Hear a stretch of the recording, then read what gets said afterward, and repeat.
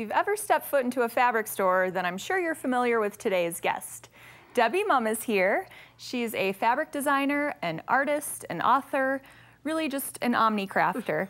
And her designs can be seen on everything from fabric to stationery to greeting cards to calendars. I'm sure you recognize Suede from season 5, right, of Project Runway. And he's here today to give us his kind of behind-the-scenes designer, what would you call it, expertise, tips and tricks. My view into the fashion world, if you will. Fantastic. And I'm here with Kathy Cano-Murillo, the crafty chica. Welcome to the show, Kathy. Hi, Ellen. Thank you so much for having me here. Absolutely. Thanks for coming. I'm so excited that you're here. Kathy is the author of The Crafty Chica's Guide to Artful Sewing. And you've also written a novel. Yes, I have taken crafting to a whole new level, and I write crafty novels. I have one called Miss Scarlett's School of Patternless Sewing. And I'm here today with the lovely and talented Kathy Fillion. Welcome to the show. Thank you. Thanks for having me. Well, thanks for coming. You know, Kathy is the author of a number of crafty books, and you've got another one in the works, right? Yep, coming out in August. Excellent. It's 101 teas. Lots of sewing and lots of embellishing and embroidery and applique and ruffle making and all sorts of fun things. I'm here with Jenny Hart today, who is really a hand embroidery guru, I'm going to call you. Okay. You like that? Sure, I'll take it.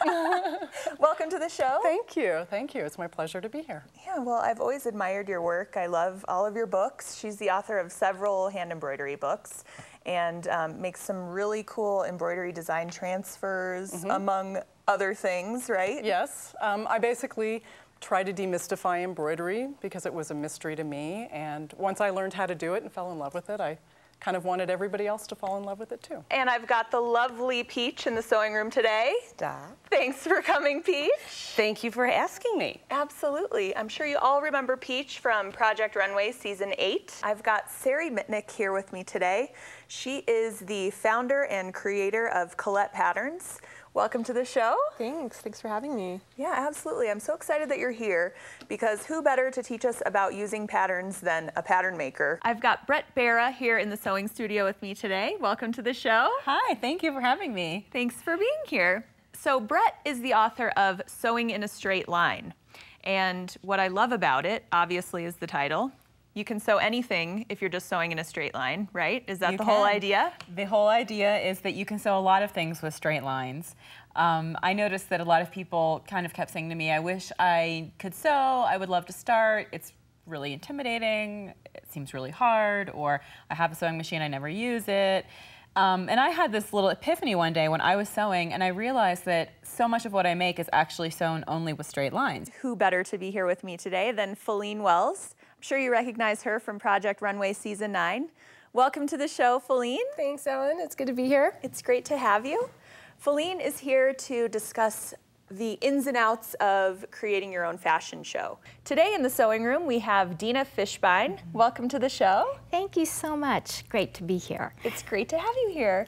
Dina is an artist, a fabric designer. She is the author of The Painted Home. The Painted Home. Yes. Why don't you tell everybody a little about the book? Well, we've been living in our home for 18 years, and I've been painting my home for 18 years. So it's a tour of the whole house, and I've painted everything from dinnerware to the curtains to the walls. You name it, I've painted it. On today's show, Allison Kelly is in the sewing room with us. Welcome to the show. Thank you. It's great to be here. Allison was a contestant on Project Runway Season 3. So I'm sure that was a thrilling experience for you. It was something that I would be forever grateful for. You're going to lay out a piece of string, and the string is about 1 inch from the top, and you're going to set the machine on the widest zigzag, and using the measuring plate, you're going to just stitch over the string the big zigzag back and forth all the way to the end where you're going to tie a knot, and what you have is a great puller. It isn't going to break. It's just a wonderful... Let's give it a go. Oh, it's just the best thing. I think from the So women easy. who in the Depression years sewed with, it made their aprons and all out of feed bags, they saved everything, and the thing they were saving with the string, I would just guarantee that tip came from that era. I mean, I could have made it up, but I don't think I did, but if I did, it's still a great tip. So now we have a map for what we need to do. So we just take a ruler, and if you want to just basically, now we want to make sure that we're going to get in the middle of this, but you're going to just connect the dots. And just keep moving the ruler as needed to kind of create the curved line. Whoops, I went a little astray. But yeah, it's just as simple as that. And then, you know, this is where you might find there might be a little variation that doesn't make sense, and this is when you realize, oh, well, maybe I pulled it a little too tight there, but I know it probably should be a straight line at this point, and you can make a correction there.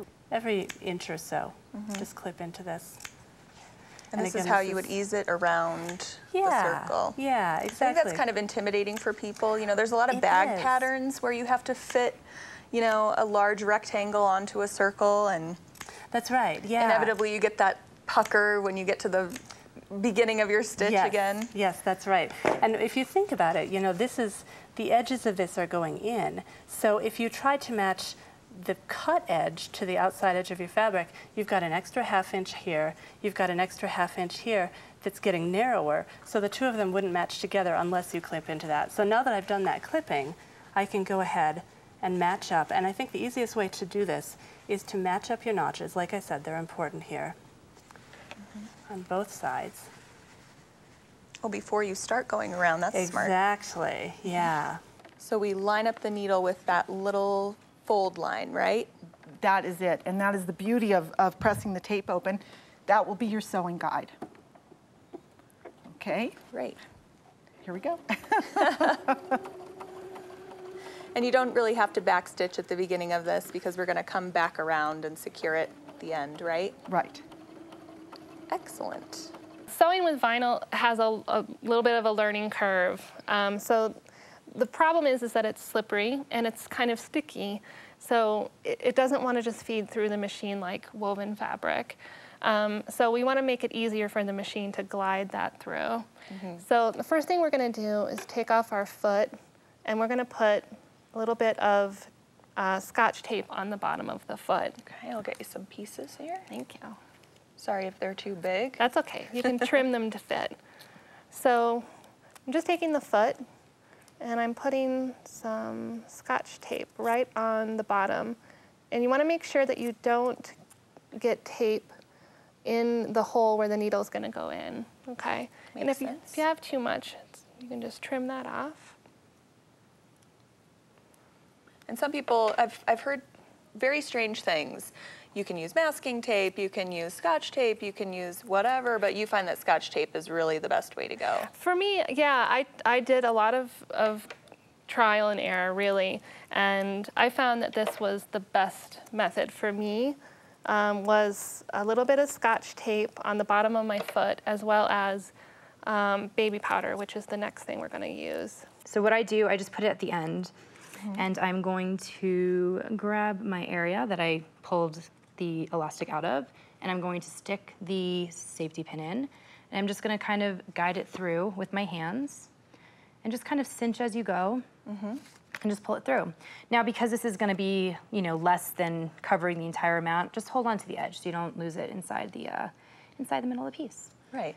So we are going to continue to pull it through. And you want to make sure that you're kind of matching up your elastic width that you buy as a replacement to the one that came out. Otherwise, you might have some problems going on fitting it into the original casing. And we don't want to redo that whole seam. Not at all. And you don't want to get elastic that's too big where it's like a fight trying to get it through, or too small. You want it to be quite similar to what was in there already. Exactly. So we are almost through. And now that we have completed around the entire way, this is what we got. And now with this, what we're going to do next is just you're going to tack the edges of the elastic together. You can use a pin, you can, whatever you want to hold them in place. And we're going to just, you can do a quick stitch on the sewing machine. Well, we'll just kind of show everybody what this looks like here. So you would sew just straight across here. Straight across right there. And then, you know, open it up. Exactly. And then kind of fit it back through there. Exactly. You can see how it wants to go in anyways. The grain is actually these crosswise threads in the fabric going this way. And when you grain a piece of fabric, you actually make it straight so that just one of those threads runs along the edge. So it's just perfectly straight. Is that making sense? It is. Fantastic. A lot of the times, especially, you know, after you come home from the fabric store, you get your fabric out and it's going like this. Exactly. Like, what was the person thinking that cut my fabric? Exactly. Well, and it's impossible to cut your fabric perfectly on the grain. Even if it looks straight, it's not technically on the grain. So, unless you're magic. So we're actually going to grain our fabric. So we're pretending this is a funky edge. And so what I like to do is just kind of snip into my fabric. That's a little more than I usually do. You just need to get it a tiny bit started. And you're going to rip it. Don't you love that sound? Don't be afraid, just go for it. Just rip it. Rip it. For sewing our darts, which is our next step, we are going to use our pins and we're going to pin the very point where it lays, and we're going to match up our cut lines like so, and we're going to pin it at the very top. And now we're going to do our miters. And you'll see exactly how easy that is. No more scary miters. And what we're going to do here is you're going to fold them over. Sometimes, you know, they don't necessarily match up, but it's all right. And then see how it creates that little V there?